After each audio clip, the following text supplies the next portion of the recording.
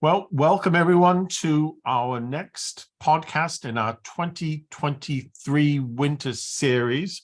I'm Todd Gray, and we have with us Dr. Helen Wilson, who is talking about a very exciting book, which was, it was awarded a prize at the Devon History Society, and I can't remember what it is. What? W.G. Hoskins Award, which is a great one. And now this book is the Remarkable Pinwill Sisters. It's a fascinating topic, as Helen knows more than anybody else. And just ask you to start off, tell us about the book. Tell us about in a nutshell, what's it about? Okay. Well, it's about these three remarkable young women, Mary, Ethel, and Violet Pinwill, who took the audacious step in 1890 of setting up their own professional wood carving business, which was almost unheard of. Well, for a start, for young women to set up in business in anything other than traditional female pursuits like dressmaking or millinery. And they became professionals in a sphere that was entirely male dominated. And this came about through the fact that their father, the Revd Edmund Pinwill, his church in Ermington in South Devon was being restored. And a team of craftsmen arrived in the village, and Elizabeth, their mother, she decided to ask the head woodcarver to teach her daughters to carve. Now, I know that might seem extraordinary, but actually in the late 19th century, wood carving was one of these pastimes that young genteel women learned to do to keep themselves busy. So that wasn't unusual. But by the end of the Restoration, these three young women had attained such a level of proficiency in artistic interpretation that they decided that they were going to set up their own business. They called it Rashleigh Pinwill Co, and that was Mary's middle name of Rashleigh, and obviously Pinwill. And the business took off immediately under the guidance, really, of a young architect, Edmund Harold Sedding, the nephew of John Dando Sedding, the better-known architect. And under his early designs for their work, they made great strides forward, and before long, other architects were taking note of them. And the business was a great success. During the last decade of the 19th century and into the 20th century. But Mary got married in 1900, and Ethel, by about 1907, she left to set up her own business in Surrey. Not that I know an awful lot about what happened there, that's something for the future. Leaving Violet as the sole proprietor, and she carried the business forward through the Edwardian period, through 2 world wars, right through until she died in 1957. And by that time, there were 180 churches across Devon and Cornwall where there was pinwill work. And they became known as one of the best wood carving companies in the West Country. So that was quite an achievement for 3 young women. And I was fascinated by the story and just had to write about it. So you have Harry Hems in Exeter, and then Herbert Reed. Do the Pinwills have Plymouth pretty much to themselves, do you think? Yes, more or less, yes. And in the book, there is a map showing the distribution of the Pinwill churches, and they're fewer and fewer towards Exeter and not into North Devon really as well. I think the Exeter people have those East Devon, Exeter, North Devon more or less sewn up. But in Cornwall, the spread is just amazing, right through down to Sennan, St. Ives and all that area. And it helped when Edmund Sedding became architect to the Truro diocese. So there's work in Truro and elsewhere all over Cornwall, really. In fact, I discovered for myself the Pinwill Sisters at Morwenstow in North Cornwall, right up there, fantastic place, but so remote. I couldn't believe that there was this work by these the guide said the Pinwill Sisters of Plymouth, which they were by that time. That's something I've neglected to say just now, that the business moved from Ermington to Plymouth. And that was part of the progress of the company. And Edmund Sedding, when his uncle died in 1891, he decided not to take over his uncle's lucrative business in London, but to stay in Plymouth. And they set up at the same premises in Plymouth. And they worked very much together in the first few years. He died in 1921, which was a great blow to the company, but well, for him as well, obviously. But yeah, it was such a success, really, for these three young women, and they were in direct competition with Harry Hems and Herbert Reed, and they held their own. Because, you know, from all accounts, Harry Hems is quite an aggressive company as well. Yeah. And for a maiden lady on her own, you know, she obviously wasn't a pushover. No. Yes, I mean, Harry Hems had quite a reputation, didn't he? And he was quite, as you say, aggressive in his business and also in his personal life. And he wasn't someone to be messed with anyway. But it seems that Violet wasn't either. I mean, she ran her business. She was known as a kindly but strict employer. So, you know, she certainly knew how to run things, and people respected her. I mean, I think there was a class element going on, because of course a lot of her workers would have been working class men who came through the apprenticeship system, and here was this daughter of a vicar, quite strict, who was telling you what to do, and she was your boss and she paid your wages. So there was a class thing going on, I'm sure, but she was well loved by her employees by all accounts. So yeah, and also she the other thing that one of her great nephews said about her was that she by the time she died, her executors found bills that hadn't been paid or that she hadn't bothered to collect, possibly because she felt that the money could be better used elsewhere. She was very generous with the churches, and also there were 2 fires in the company premises over that time. And the first one, the men lost all their tools, and she replaced them. You know, she was quite a benevolent employer from all accounts. And how did you get on with the sources? Because there isn't really a company archive as such, is there? So no, when she died, her executor, who was one of her nieces, I suppose it was a difficult task, because this was in Plymouth and they were living elsewhere. And so when somebody dies, you're trying to wind up their account, their estate, you have to make difficult choices. And what they decided to save was all the photographs that Violet had taken of the work. And these were professionally taken. They were good photographs. And I think Harry Hems also did the same sort of thing, and Herbert Reed, that when a piece was ready to go out, they would bring in a professional photographer, and a photograph would be taken. And the purpose of that was that a lot of these photographs are in albums, and they use those albums to advertise their work, to show churches what could be done. And those were deposited after her death in the Plymouth and West Devon Record Office. And I have to say that when I first saw those photographs, that enthused me enormously, because they were so inspiring. I mean, there's so many of them. I'm someone who likes things in order, and these photographs were not. And I was so taken with them that I decided the first thing I wanted to do was to produce a chronology. Very few of the photographs were datable.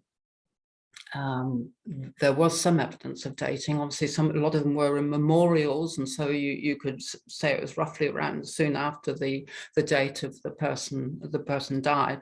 But the most important source for me in terms of dating were newspaper reports through the British Newspaper Archive, because these were the days when the church was the centre of the community, and anything that happened in the church was reported in the newspaper.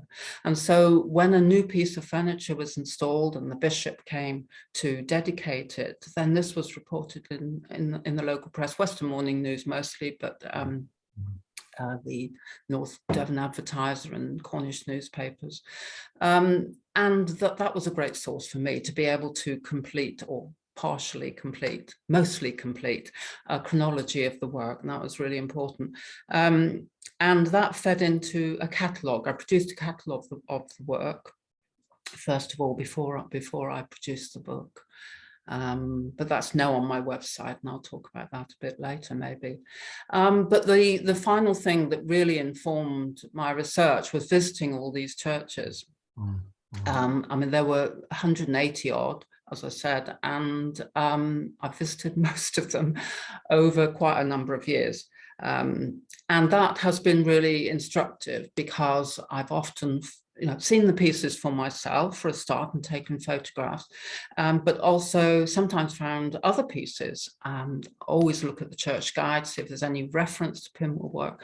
Sometimes I've been led on to other pieces and other information and all sorts of things, and more dates, of course. So that's been a real joy to go around to all the churches and see the pieces. And of course, I've loved going into Cornwall. I mean, I'm sort of more familiar with Devon, but Cornwall was a bit of an adventure for me, and right down to the bottom of Cornwall, and stayed down there, for days at a time, which was a real holiday. Not so much for my husband, but he's a very nice man. Now, the Pinwill Sisters have been known about, but not in a way in which one could, consult. There was no substantial book. So, you're not completely making it up from scratch, but pretty close to it. You're constructing something which hasn't been written before, and your ideas are your own on this, really. So, in the midst of writing, what jumps out at you? What surprised you? Did you say to yourself, "Oh, I hadn't thought about that," until you actually started writing? Or well, something came up immediately before I started writing that informed the way that the writing of the first couple of chapters progressed, and that was the role of Elizabeth Pinwill. I had assumed that, as I said earlier, because wood carving was something that young genteel women did as a pastime, that Elizabeth asking this wood carver to teach her daughters was just to keep. She had 7 daughters. I should have said she had 7 daughters altogether. And these 3 were the middle 3. And I think that was just a coincidence of age, really, that it was those 3 that were most suitable to start learning. So she had 7 daughters. And so I just thought, well, she wanted to keep them occupied and educated and all this sort of thing. But then just before I started writing, I found an interview with Violet Pinwill from 1910. And the interview said that Elizabeth Pinwill, having 7 daughters, thought that some of them may be the happier for having professions. And I just thought, wow. So this means that Elizabeth, right from the very beginning, when she asked that man to teach her daughters, had it in mind that they could become professionals. And for a woman born in 1839, by the 1880s, this was she thinking that her daughters would be happier for having professions. It's quite remarkable. And I think her role is really pivotal in all this. And so I was able to expand on that in the book. And also I was prompted, a good friend of mine, Alex Woodcock, who's an author himself, I sent him the first couple of chapters, and he encouraged me to bring the role of Elizabeth to the fore. And so that's how it plays in the book, that she really is the pivotal figure in all this.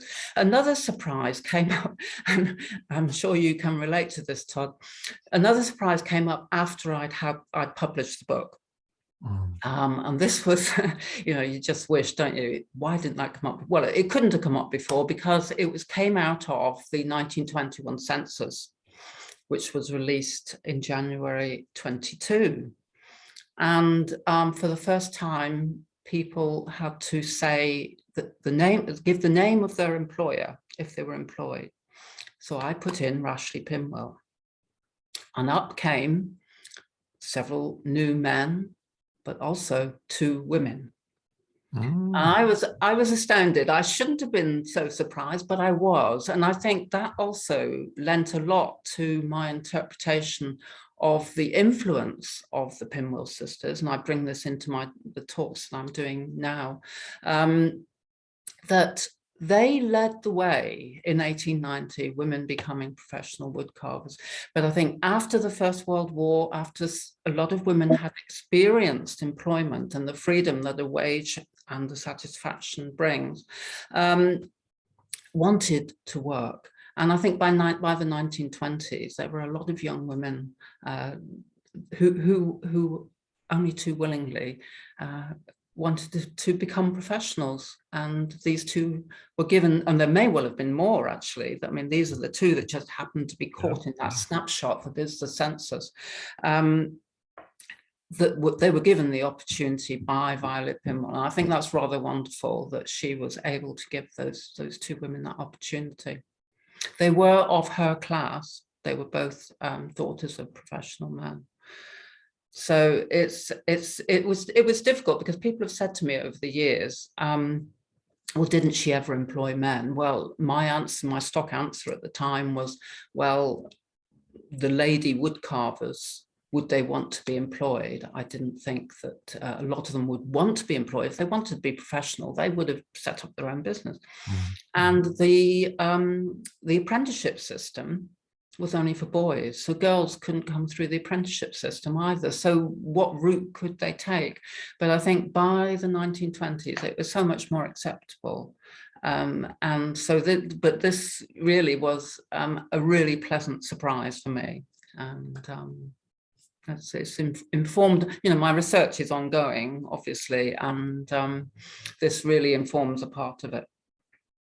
Well, it's a fascinating aspect. I mean, she has a remarkable life, a pioneering woman who achieves, despite the odds. And to last so long with it as well is extraordinary. Well, I have to admit, I haven't read the book yet. I keep saying I'm going to, and I will, but I know, she deserved the attention that you've given her, and I can't think of anybody else who would have done it. That's the thing. People have known of them, but not much. And you brought to the fore somebody who, really deserves attention. I mean, now, of course, she'd have been given her OBE or CBE or something like that. So this is her version of it.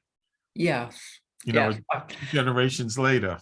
I think accolades are to come too. There are some whisperings of ways in which she may well be commemorated on a greater scale than my book. Well, that's tremendous. Yes. I'm going to ask you to show your book, if you could hold it up. And then if you can tell us, because it's a handsome cover, can you tell us how people get a hold of it? What's the best way? Because we've got members across the world, and there are people listening now who are in diffuse places as well, not necessarily on the doorstep. Okay, well, I self-published the book for various reasons, which I'm actually quite glad that I did in the end, because I had control over how it looked and everything. So I sell it through my website, which is pinwillsisters.org.uk. And it's Pinwill with an I. Yes, Pinwill. Yes, Pinwill. Often misspelled, but it is, yes. And it's also available in quite a few independent bookshops across Devon and Cornwall, and they're all listed on the website. I'm very pleased. Very recently, it's become available in the Ram Museum shop, in Exeter, and the box in Plymouth also stocks it in their shop, which of course is so appropriate because that is where the Pinwill Photographic Archive now resides. And also Truro Cathedral shop has stocks it as well, but there are several independent bookshops right down to St. Ives. But for people who don't live in Devon and Cornwall, then obviously through the website is the best alternative. Right. Well, on behalf of everyone listening, thank you for your time, Helen. I'm sure there are people who haven't yet heard the book who are now going to be Pinwill enthusiasts. It's nothing better than to visit the church after you've read the book and you see the work itself right in front of you. It's just, I mean, they've got an elegance in their designs, which frankly is missing from Herbert Reed and sometimes Harry Hems. There's a liveliness, I think. Yes, I quite agree. Yes. So yes, I think a lot of the early work, I was so lucky to have been working with Edmund Sedney, because I think he was the next generation of the arts and crafts movement, and he had other ideas than his uncle, whose practice is known as one of the seats of the arts and crafts movement. But he was the next generation. He carried things a bit further, and I think probably one of the best examples of the synthesis between Sedney's designs and Pinwill work is a Crantock in North Cornwall. Absolutely wonderful. Beautiful plants. Yes, very nature inspired, and I love showing in my talks. So, sorry, can I go on just a second? You can. There's one of the choir stall bench ends there, which is seaweed, and I don't know an awful lot about seaweed, but I know enough to have thought, oh yes, I recognize what that is. So I have a friend who used to work at the Marine Biological Association in Plymouth, and I knew that he was very keen on seaweeds, and I asked him if these were identifiable species, and he identified them all, every single one. Gosh. Down to genus, if not species. And so that just shows how much their work was based on nature. You know, these were from specimens or from very good drawings of specimens. And the attention to detail is just extraordinary, absolutely extraordinary. Yeah. And they're not just birds. When she does a bird, she does a type of bird. Yes. You know which one it is. Yes. Oh, it's beautiful work. All right. Well, thank you again. And I look forward to hearing more about Pinwill with further research. Yes. Cheerio. Thank you very much indeed.